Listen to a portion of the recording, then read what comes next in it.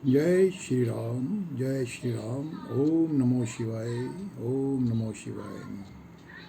कल हमने श्री राम चरितमानस जो तुलसीदास द्वारा रचित है उनके 7वें मास प्रायण के बालकांड में भगवान श्री राम के बचपन की लीला का अध्ययन किया था। बचपन के बाद उनका जो आगे नवयुवक हुए उस समय का अध्ययन भगवान और साथ में मुनि विश्वामित्र के द्वारा जो जो इसमें कथाएं हैं वो हम कहेंगे। दोहा। व्यापक अकल अनिह अज निर्गुण नाम न रूप, भगत हेतु नाना विधि करत चरित्र अनूप। जो व्यापक अकल, निर्वैव्य, इच्छा रहित, अजन्मा और निर्गुण है तथा जिनका ना जन्म है ना रूप है, वही भगवान भक्तों के लिए नाना प्रकार के अनुपम और अलौकिक चरित्र करते हैं। यह सब चरित कहा मैं गाई, आ गली कथा सुनहु मन लाई। विश्वामित्र महामुनि ज्ञानी, बसहि विपुन शुभ आश्रम जानी। यह सब चरित्र मैंने गाकर बखान कर कहा है, मैं भी यही कर रहा हूँ। अति मारीच, सुबह हुई और अब आगे की कथा आप लोग भी मन लगाकर सुनो। ज्ञानी महामुनि विश्वामित्र जी वन में शुभ आश्रम अपने पवित्र स्थान पर जाकर बसते थे। जह जप यज्ञ जोग मुनि करही, अति मारीच सुबाहुहि डरही। देखत यज्ञ निशाचर धावही, करही उपद्रव मुनि दुख पावही। जहाँ वे मुनि जप और यज्ञ और योग करते थे परंतु मारीच और सुबाहु से बहुत डरते थे। यज्ञ देखते ही राक्षस दौड़ पड़ते थे और वहां आकर वह उपद्रव मचाते थे, जिससे मुनि लोग बहुत दुखी थे। गाधित नए मन चिंता व्यापी, हरि बिनु मरहि ना निशिचर पापी। तब मुनि बर मन कीन विचारा, प्रभु अवतेरियु हरन मही भारा। गाधी के पुत्र विश्वामित्र जी के मन में चिंता छा गई थी कि ये पापी राक्षस भगवान के मारे बिना नहीं मरेंगे। तब श्रेष्ठ मुनि ने मन में विचार किया कि प्रभु ने पृथ्वी का भार हरण करने के लिए अवतार तो ले लिया है।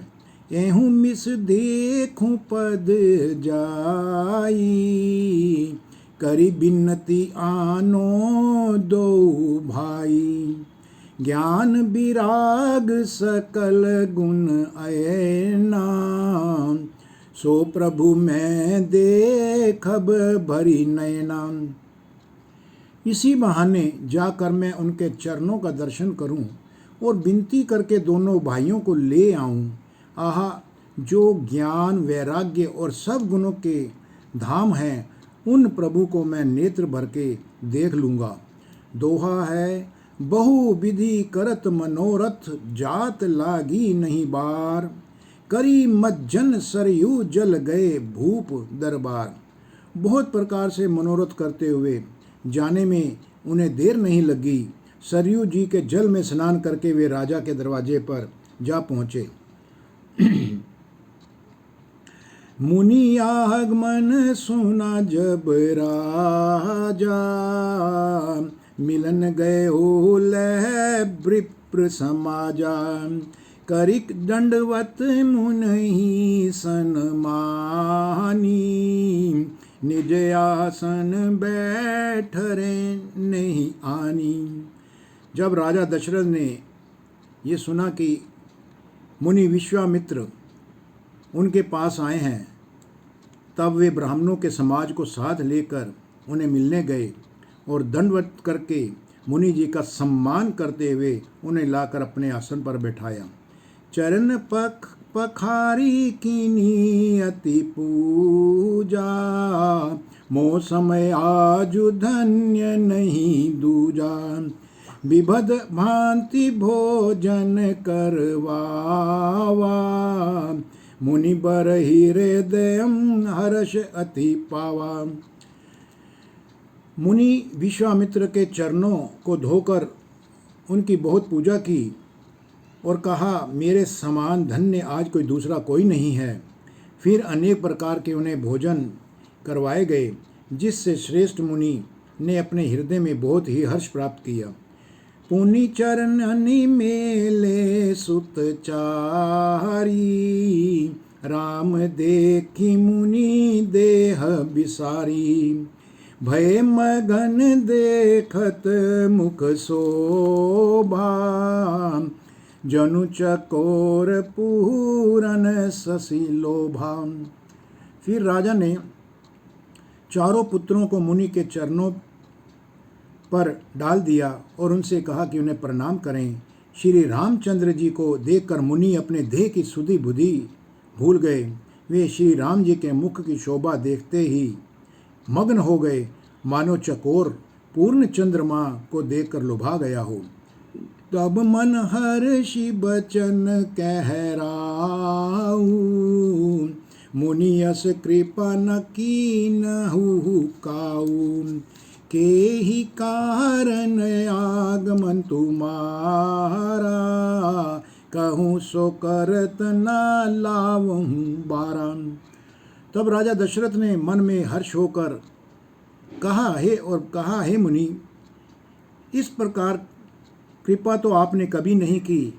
आज क्या कारण है कि आपका शुभागमन मेरे महल में हुआ है? कहिए, मैं उसे पूरा करने में कभी देर नहीं लगाऊंगा। असुर समूह सतावहि मोही, मैं जाचन आयऊँ नृप तोही। अनुज समेत देहु रघुनाथा, निशिचर बद्ध में होब सनाथा। मुनिवर विश्वामित्र ने कहा, हे राजन, राक्षसों के समूह हमें बहुत सताते हैं, इसलिए मैं तुमसे कुछ मांगने आया हूँ। छोटे भाई सहित श्री रघुनाथ जी को मेरे साथ भेज दो, उन्हें मुझे दे दो। राक्षसों के मारे जाने पर मैं सनात सुरक्षित आपके पास आऊँगा और उन दोनों को वापस ले आऊँगा। दोहा देहु भूप मन हर्षित, तजहूँ मोह अज्ञान। धर्म सुजस प्रभु तुम को, इन कह अति कल्याण। हे राजन, प्रसन्न मन से इसको दे दो, मोह और अज्ञान को छोड़ दो। हे स्वामी, इससे तुमको धर्म और सुयश की प्राप्ति होगी और इनका परम कल्याण होगा। सुनी राजा अति अप्रिय बानी, हृदय कंप मुख दुति कुमुलानी। चौथे पन पायूं सुत चारी, विप्र बचन नहीं कहे हूँ बिचारी। इस अत्यंत अप्रिय वाणी को सुनकर राजा का हृदय कांप उठा, यानी राजा दशरथ घबरा गए और उनके मुख की कांति फीकी पड़ गई। वो यह शायद सोचने लगे कि ये तो अभी बालक हैं, ये बालक क्या कर पाएंगे। तो उन्होंने कहा, हे ब्राह्मण, मैंने चौथे पन में 4 पुत्र पाए हैं। आपने विचार कर बात नहीं कही है। ये बात अच्छी नहीं है कि आप मेरे पुत्रों को लेने आए हो। मागहु भूमि धेनु धन कोसा, देहु आजु सहरोसा। देह प्राण ते प्रिय कछु नाही, सोहु मुनि देऊ निमिष एक माही। राजा दशरथ ने कहा, हे मुनि, आप पृथ्वी, गौ, धन, खजाना जो भी मांग लीजिए, मैं आज बड़े हर्ष के साथ अत्यंत अपना सब कुछ आपको सर्वस्व दे दूंगा। देह और प्राण से अधिक प्यारा कुछ भी नहीं होता, मैं उसे भी एक पल में दे दूंगा। सब सुत प्रिय मोहि प्राण की नाई, राम देत नहीं बनी गोसाई। कह निशिचर अति घोर कठोरा, कह सुंदर सुत परम किशोरा। सभी पुत्र मुझे प्राणों के समान प्यारे हैं, उसमें भी है प्रभु राम को तो किसी पर भी प्रकार से मैं किसी को नहीं दे सकता, या आपके साथ मैं उसे नहीं भेज सकता। कहाँ अत्यंत डरावने और क्रूर राक्षस, और कहाँ मेरा परम किशोर अवस्था के मेरे सुंदर पुत्र। सुनि नृप गिरा प्रेम रस सानी, हृदय हर्ष माना मुनि ज्ञानी। तब वशिष्ठ बहुविधि समुझावा, नृप संदेह नाश कह पावा। तो वहाँ पर राजा के साथ गुरु वशिष्ठ भी बैठे हुए थे। तो शायद उन्होंने आगे देखिए किस प्रकार राजा की वाणी को सुना और उन्हें समझाने की कोशिश की है। प्रेम रस में सुनी हुई राजा की वाणी सुनकर ज्ञानी मुनि विश्वामित्र जी ने हृदय में बड़ा ही हर्ष माना। तब वशिष्ठ जी ने भी राजा को बहुत प्रकार से समझाया, जिसने राजा का संदेह नाश को प्राप्त हुआ, और उन्होंने रामचंद्र और उनके भाई को गुरु विश्वामित्र के साथ भेजने का संकल्प किया। अति आदर दो तने बोलाए, हृदय लाहि बहु भांति सिखाए। मेरे प्राण नाथ सुत दो, तुम मुनि पिता आन नहीं को। राजा ने बड़े ही आदर से दोनों युवकों को बुलाया, दोनों पुत्रों को कहा और हृदय से लगाकर बहुत प्रकार से उन्हें शिक्षा दी, और फिर कहा, हे नाथ, ये दोनों पुत्र मेरे प्राण प्रिय हैं। हे मुनि, अब आप ही इनके पिता हैं, दूसरा कोई नहीं है। दोहा है, सौंपे भूप ऋषि ही, सुत बहुविधि देई असीस। जननी भवन गए प्रभु चले, नाई पद शीस। राजा ने बहुत प्रकार के आशीर्वाद अपने पुत्रों को दिए और विश्वामित्र के हवाले कर दिया। फिर प्रभु माता के महल में गए और उनके चरणों में सिर नवाकर भगवान राम और उसके साथ लक्ष्मण चल दिए। सो रहा है, पुरुष सिंह दो वीर, हर्षी चले मुनि भय हरन। कृपा सिंधु मति धीर, अखिल विश्व कारण करन। पुरुषों में सिंह रूप दोनों भाई राम और लक्ष्मण मुनि का भय हरने के लिए प्रसन्न होकर चल पड़े। वे कृपा के समुद्र, धीर बुद्धि और संपूर्ण विश्व के कारण के भी कारण हैं। अरुण नयन उर बाहु विशाला, नील जलज तनु श्याम तमाला। कटिपत पीत कंस से भर बाथा, रुचिर चाप सायक दुहु हाथा। भगवान के लाल नेत्र हैं, चौड़ी छाती है, विशाल भुजाएं हैं, नील कमर और तमाल के वृक्ष की तरह श्याम सुंदर हैं। कमर में पीतांबर पहने और सुंदर तरकस कसे हुए हैं। दोनों हाथों में क्रमशः उन्होंने धनुष और बाण पकड़े हुए हैं। श्याम गौर सुंदर दो भाई, विश्वामित्र महानिधि पाई। प्रभु ब्रह्मण्य देव मैं जाना, मोहिनीति पिता तजे हूँ भगवाना। श्याम और गौर वर्ण के दोनों भाई परम सुंदर हैं। विश्वामित्र जी को महान निधि प्राप्त हो गई है। वे सोचने लगे कि मैं जान गया कि प्रभु ब्रह्मण्य देव ब्राह्मणों के भक्त हैं, मेरे लिए भगवान ने अपने पिता को भी छोड़ दिया। चले जात मुनि दीन दिखाई, सुनिताड़ कहा क्रोध करी धाई। एक ही बान प्राण हरि लीना, दीन जानिते ही निज पद दीना। मार्ग में चले जाते हुए मुनि ने ताड़का को दिखलाया। शब्द सुनते ही वह क्रोध करके दौड़ी। श्री राम जी ने एक ही बाण से उसके प्राण हर लिए और दीन जानकर उसको निज पद अपना दिव्य स्वरूप दिया। तब ऋषि निज नाथ ही जिए चीनी, विद्या निधि कहूँ विद्या दीनी। जाते लाग न छुघा पिपासा, अतुलित बल तनु तेज प्रकाशा।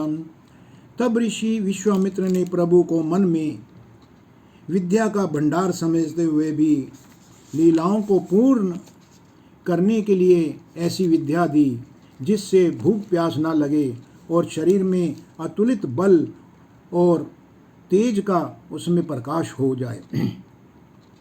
दोहा।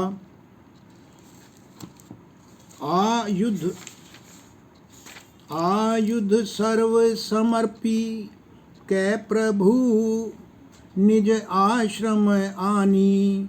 कंद मूल फल भोजन दीनी, भक्ति हित जानी। सब अस्त्र शस्त्र संपूर्ण करके मुनि प्रभु श्री राम जी को अपने आश्रम ले आए और उन्हें परम हितु जानकर भक्ति पूर्वक कंद मूल और फल का भोजन कराया। प्रात कहा मुनि सन रघुराई, निर्भय जगे करहूँ तुम जाई। होम करन लागे मुनि झारी, आप रहे मख की रखवारी। सवेरे श्री रघुनाथ जी ने मुनि से कहा, आप जाकर निडर होकर यज्ञ कीजिए। यह सुनकर सब मुनि हवन करने लगे। आप श्री राम जी की यज्ञ की रखवाली पर हम रहेंगे।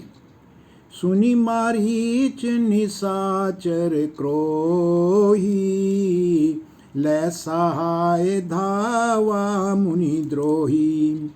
बिनु फरमान राम ते ही मारा, सत भोजन गा सागर पारा। यह समाचार सुनकर मुनियों का शत्रु क्रोधी राक्षस मारीच अपने सहायकों को लेकर यज्ञ की ओर दौड़ा। श्री राम जी ने बिना फल वाला बाण उसको मारा, जिससे वह 100 योजन के विस्तार वाले समुद्र के पार जाकर गिरा। पावक सर सुबाहु पुनि मारा, अनुज निशाचर कटकु संघारा। मारी असुर द्विज निर्भयकारी, स्तुति करहि देव मुनि झारी। फिर सुबाहु को अग्निबाण मारा। इधर छोटे भाई लक्ष्मण जी ने राक्षसों की सेना का संहार कर डाला। इस प्रकार श्री राम जी ने राक्षसों को मारकर ब्राह्मणों को निर्भय कर दिया। तब सारे देवता और मुनि उनकी स्तुति करने लगे। तह पुनि कछुक दिवस रघुराया, रहे कीनी विप्रन पर दाया। भक्ति हेतु बहु कथा पुराना, कहे विप्र जदपि प्रभु जाना। श्री रघुनाथ जी ने वहाँ कुछ दिन और रहकर ब्राह्मणों पर दया की और जहाँ जहाँ हो सका उन्होंने राक्षसों का सर्वनाश किया। भक्ति के कारण ब्राह्मणों ने उन्हें पुराणों की बहुत सी कथाएं भी सुनाई, यद्यपि ये सब प्रभु पहले से ही जानते थे।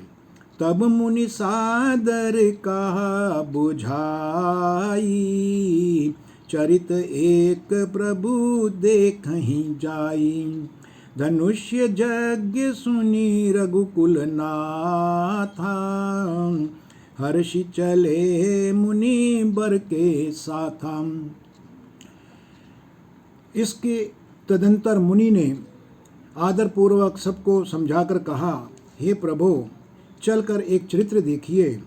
रघुकुल के स्वामी श्री रामचंद्र जी धनुष्य यज्ञ की बात सुनकर मुनि श्रेष्ठ विश्वामित्र जी के साथ प्रसन्न होकर चले। आश्रम एक दीख मग माही, खग मृग जीव जंतु तह नाही। पूछा मुनि ही सिला प्रभु देखी, सकल कथा मुनि कहाँ विशेषी। मार्ग में उन्हें एक आश्रम दिखाई पड़ा। वहाँ पशु पक्षी कोई भी जीव जंतु नहीं था। पत्थर की एक शिला को देखकर प्रभु ने पूछा। तब मुनि ने उन्हें विस्तार पूर्वक सब कथा कह सुनाई। दोहा, गौतम नारी श्राप बस, उपल देह धरि धीर। चरण कमल रज चाहिते, कृपा करहूँ रघुबीर। मुनि ने उनको बताया कि गौतम मुनि की स्त्री अहल्या शापवश पत्थर की देह धारण किए बड़े धीर से आपके चरण कमलों की धूलि चाहती है। हे रघुवीर, इस पर आप कृपा कीजिए। छंद है, पर सत पद पावन शोक नसावन, प्रगट भई तप पुंज सही। देखत रघुनायक जन सुखदायक, सन्मुख होई कर जो रही। अति प्रेम अधीरा पुलक पुलक शरीरा, मुख नहीं आवही बचन कही। अतिशय बड़ भागी चरणन ही लागी, जुगल नयन जलधार बही। श्री राम जी के पवित्र और शोक को नष्ट करने वाले चरणों का स्पर्श पाते ही सचमुच वह तपोमूर्ति अहल्या प्रकट हो गई। भक्तों को सुख देने वाले श्री रघुनाथ जी को देखकर वह हाथ जोड़कर सामने खड़ी हो गई और अत्यंत प्रेम के कारण वह अधीर हो गई। उनका शरीर पुलकित हो उठा। मुख से वचन कहने में उसके नहीं आ रहे थे। वह अत्यंत बड़भागनी अहल्या प्रभु के चरणों से लिपट गई और उसके दोनों नेत्रों से जल, प्रेम और आनंद के आंसुओं की धारा बहने लगी। धीरजु मन कीना प्रभु कहूँ, चीना रघुपति कृपा भक्ति पाई। अति निर्बल बानी अस्तुति ठानी, ज्ञान गम्य जय रघुराई। मैं नारी अपावन प्रभु जग पावन, रावण रिपुजन सुखदाई। राजीव बिलोचन भवमय मोचन, पाही पाही सर नहीं आई। फिर उसने मन में धीरज धरकर प्रभु को पहचाना और श्री रघुनाथ जी की कृपा से भक्ति प्राप्त की। तब अत्यंत निर्मल वाणी से उसने इस प्रकार स्तुति प्रारंभ की। हे ज्ञान से जानने योग्य श्री रघुनाथ जी, आपकी जय हो, आपकी जय हो। मैं सहज ही अपवित्र स्त्री हूँ और हे प्रभु, आप जगत को पवित्र करने वाले, भक्तों को दुख सुख देने वाले और रावण के शत्रु हैं। हे कमल नयन, हे संसार जन्म मृत्यु के भय से छुड़ाने वाले, मैं आपकी शरण आई हूँ। मेरी रक्षा कीजिए, रक्षा कीजिए। मुनि श्राप जो दीना अति भल, कीना परम अनुग्रह मैं जाना। देखयूं भरी लोचन हरि भव मोचन, इहि लाभ शंकर जाना। विनती प्रभु मोरी मैं मति भोरी, नाथ न मांग्यूं बर आना। पद कमल परागा रस अनुरागा, मम मन मधुप करे पाना। मुनि जी ने मुझे शाप दिया था, सो बहुत ही अच्छा किया। मैं उसे अत्यंत अनुग्रह करके मानती हूँ कि जिसके कारण मैंने संसार से छुड़ाने वाले श्री हरि आपको नेत्र भर के देखा। इसी आपके दर्शन को शंकर जी सबसे बड़ा लाभ समझते हैं। हे प्रभु, मैं बुद्धि की बड़ी भोली हूँ। मेरी एक विनती है, हे नाथ, मैं और कोई वर नहीं मांगती, केवल यही चाहती हूँ कि मेरा मन रूपी भंवरा आपके चरण कमल रज के प्रेम रूपी रस का सदा ध्यान पान करता रहे। जे ही पद सुर सरिता परम पुनीता प्रगट भई शिव शीस धरी, सो ही पद पंकज जे ही पूजत अजमम सिर धरेऊ कृपाल हरि। यही भांति सिधारी गौतम नारी बार बार हरि बचन परी, जो अति मन भावा सो बरु पावा गए पति लोक आनंद भरी।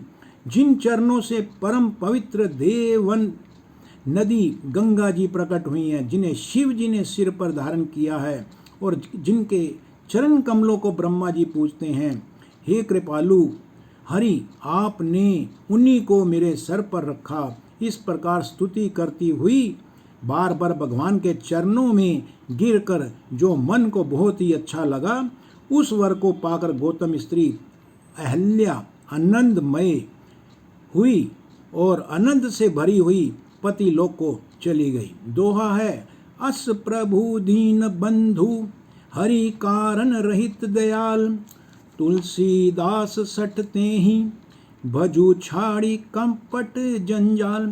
प्रभु श्री राम जी ऐसे दीन बंधु और बिना ही कारण दया करने वाले हैं। तुलसीदास जी कहते हैं कि हे शट यानी मन, तू कपट जंजाल छोड़कर उन्हीं का भजन कर। यहाँ पर मास परायण 7वें का समापन है। अब हम 8वें मास परायण का कल से प्रारंभ करेंगे और इस 8वें मास परायण के अंतर्गत हम लोग अहल्या द्वार उद्धार के बाद श्री राम लक्ष्मण सहित विश्वामित्र का जनकपुर में प्रवेश देखेंगे और उस प्रवेश में जनकपुर में राम और सीता का स्वयंवर भी होगा। ये आगे के अंशों में हम लोग इसका अध्ययन करेंगे। तब तक जय श्री राम, जय श्री राम, जय श्री राम। ओम नमो शिवाय, ओम नमो शिवाय।